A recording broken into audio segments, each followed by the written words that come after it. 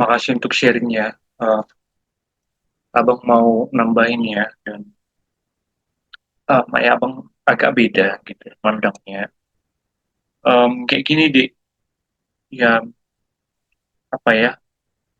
Pertama, kita kalau melihat ini kan pengkhotbah ini adalah teks yang ditulis sama Salomo, ya orang yang berhikmat, orang yang minta bijaksana sama Tuhan.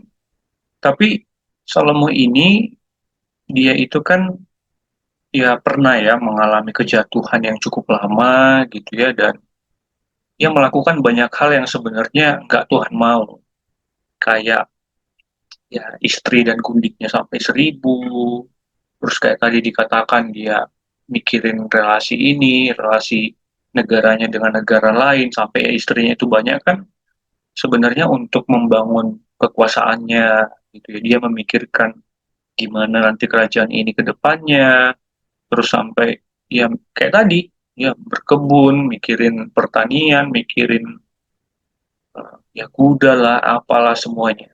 Banyak hal yang dia pikirkan.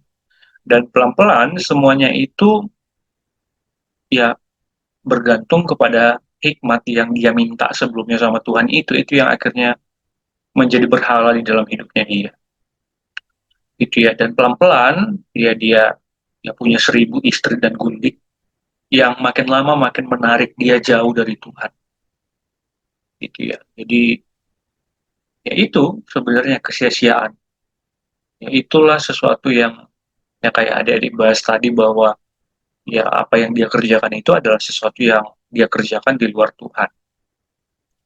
Nah, eh, kalau bahas tentang bagian ini, bab ini, abang sebenarnya ngelihatnya lebih ke apa ya? Bukan optimis, bukan pesimis, tapi hidup yang dikerjakan atau kita jalani dengan keseimbangan.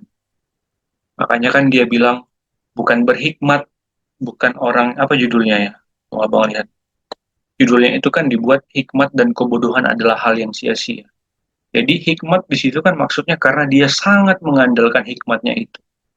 Dia bijaksana sampai dia katakan kan, aku pikir-pikirkan sampai aku nggak bisa tidur. Sampai dia pikirkan gimana ya belasan tahun yang akan datang, gimana ya, apalagi yang harus aku lakukan, gimana aku mengembangkan kekuasaanku, gimana biar ini semua bertahan untuk seterusnya, kayak gitu, sampai bisa nama aku dikenang gitulah kira-kira. Dia terlalu mengandalkan hikmatnya. Di satu sisi, kebodohan itu pun nggak baik. Kebodohan orang yang teledor, nggak punya pertimbangan, nggak bisa memikirkan ya orang lain juga nggak bagus juga ya, atau bahkan nggak bisa memikirkan kebaikannya sendiri, itu adalah sikap yang nggak benar juga. Jadi sebenarnya teks ini mengingatkan kita agar bukan optimis, bukan pesimis. Nah, jadi teks ini mengingatkan kita bukan bukan orang yang optimis gitu ya, bukan orang yang negatif, tapi adalah orang yang ini hidup di dalam keseimbangan gitu ya. Um, Sikap positif itu bagus gitu ya, selama itu dikerjakan dengan realistis. Jadi di sini adalah keseimbangan yang realistis kayak gitu. Ketika ada kesempatan aku kerjakan, ketika waktunya untuk aku menenangkan diriku, nggak hanya mengandalkan pikiranku, aku akan menenangkan diriku. Kan itu yang dia bilang. Kayak tadi yang dia bilang, ternyata ya nggak ada gunanya memikirkan ini semua. Yang paling penting adalah kayak tadi ya, di ayat keberapa itu ya, tak ada yang lebih baik bagi manusia daripada makan dan minum dan bersenang-senang dalam jerih payahnya. Aku menyadari bahwa ini pun dari tangan Allah. Jadi dia menyadari bahwa ya ternyata yang paling penting adalah eh, kesenangan itu bukan kayak memikirkan sesuatu yang yang besar-besar untuk aku kendalikan gitu ya, atau bahkan sesuatu yang bodoh, bukan itu. Tapi ternyata untuk hidup di dalam sukacita, hidup yang berkenan sama Tuhan itu adalah sekedar beristirahat di dalam Dia, ya makan dan minum yang yang kita kerjakan di dalam Tuhan, kayak gitu. Jadi itu adalah hidup yang dikerjakan di dalam positif yang seimbang gitu, di dalam keseimbangan hidup, kayak gitu. Nah, apakah teks ini bicara soal sikap pesimis? Apa ngerasa enggak? Ya, ini bukan sikap eh, pesimis, tapi sikap yang tahu untuk melakukan apa yang benar, tahu untuk menjaring yang benar. Karena kalau dia bilang kan, aku sebenarnya hidupku ku kerjakan kayak aku menjaring angin. Ya itu yang dia kerjakan selama ini. Hidup di dalam kesia-siaan. Ya, dia mengejar, yaitu dia 1.000 istri, ya mungkin kedagingan juga, atau bahkan dia hanya sekedar mengembangkan kekuasaannya, atau bahkan dia memikirkan sesuatu yang akhirnya bukan Tuhan mau, bukan Tuhan kehendaki. Dan itu bagi dia adalah menjaring angin, kayak gitu. Itu adalah kesia-siaan. Karena aku mengerjakan itu bukan karena apa yang Tuhan mau, bukan karena apa yang seharusnya aku lakukan, tapi hanya berdasarkan pikiranku sendiri, berdasarkan hikmat yang aku punya ini, gitu. Kayak gitu ya kira-kira. Jadi um, lebih ke situ sih sebenarnya kalau abang melihatnya. Um, nah, makanya kita diingatkan di dalam teks ini untuk yaitu kalau kita mau beristirahat, ya beristirahatlah di dalam Tuhan. Kalau kita mau bekerja, ya anggaplah pekerjaan itu ya kayak yang kita bahas sebelumnya, bahwa bekerja itu adalah momen di mana aku bisa semakin dekat dengan Tuhan, momen di mana aku bisa semakin bertumbuh, kayak gitu. Nah, terus kalau dibilang iya kan Bang, tapi memang ada disampaikan tadi dibahas bahwa nanti pun ketika aku bekerja, orang lain yang akan menggantikannya, lalu nanti orang yang bodoh juga nanti ternyata yang akan menggantikan posisiku. Bahkan aku nggak tahu ya apa yang nanti akan terjadi setelah aku udah mati, setelah aku udah nggak melakukan apa-apa. Ternyata eh, itu kan menggambarkan tentang kesia-siaan hidupnya. Iya, itu menurut dia gitu ya. Bahkan akhirnya dia sadar kalau sebenarnya yang paling baik itu adalah bersenang-senang menikmati jerih payah, makan dan minum di dalam Tuhan. Karena apa dia senang? Karena dia tahu Tuhan yang dia sembah itu, Tuhan yang ketika dia berbalik, bertobat gitu ya. Tuhan yang dia kenal itu adalah Tuhan yang akan mengingat pekerjaan baiknya, kayak gitu.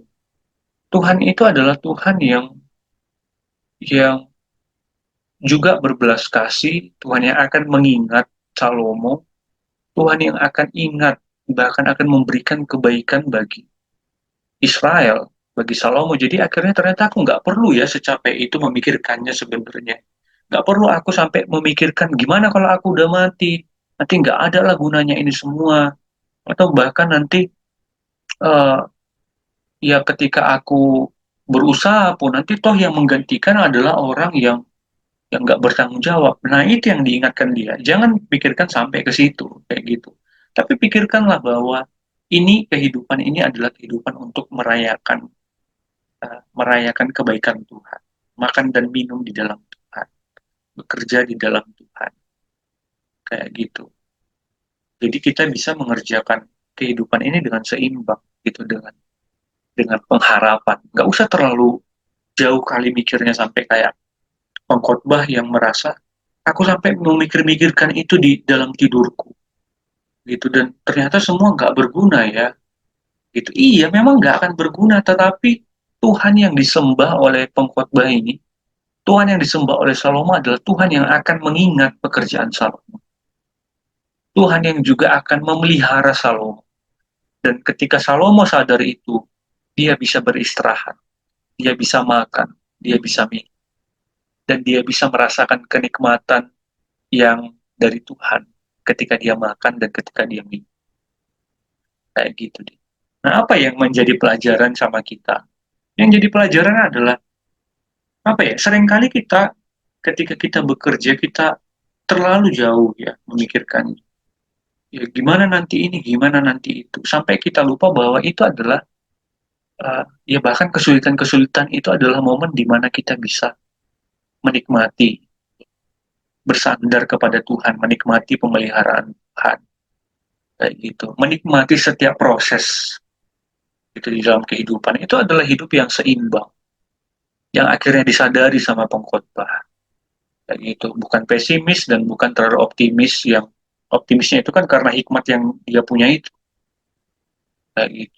Bukan negatif juga gitu ya, itu orang bodoh yang nggak tahu harus melakukan apa. Tapi akhirnya pengkhotbah sadar ada jalan tengah, yaitu beristirahat di dalam Tuhan.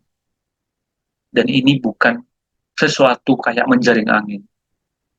Ya kalau dulu pengkhotbah itu dia menjaring angin, dia jatuh ke dalam kedagingannya, dia jatuh ke dalam pikiran, dia jatuh ke dalam kesia-siaan menjaring angin. Tapi sekarang dia tahu apa yang benar. Ya kan bang, eh, gimana ya? Dia kan menjaring angin ya itu, ya kita pun kayak gitu sebenarnya kan nggak bisa semua kita kendalikan. Iya, tapi sadar nggak kalau Yesus itu dia juga berjalan di atas air. Yesus itu berjalan di atas air dan Yesus mengundang Petrus agar Petrus juga bisa berjalan di atas air. Kayak gitu sama ya kayak menjaring angin. Pengkhotbah nggak akan bisa menjaring angin gitu, ya nggak bisa karena dia manusia. Tapi kalau bersama dengan Tuhan pasti bisa dia menjaring angin. Itu jadi ya kelihatan sebenarnya teks ini bicara tentang apa. Teks ini bicara tentang pikirannya Salomo. Kayak gitu dia terlalu uh, jatuh ke dalam ini pemikirannya dia, hikmat yang dia punya itu. Sampai dia pikirin semuanya, dia pertimbangkan semuanya, dia takut sama keadaan-keadaan yang belum tentu terjadi. Ya sampai dia berjerih lelah kan itu semua, semua udah dia persiapin, semua udah dia lakuin gitu sampai dia lupa kemana dia harus beristirahat. Apa yang paling penting sebenarnya di dalam bekerja, yaitu menikmati setiap momen itu sebagai momen untuk ya perayaan bersama dengan Tuhan. Kayak gitu.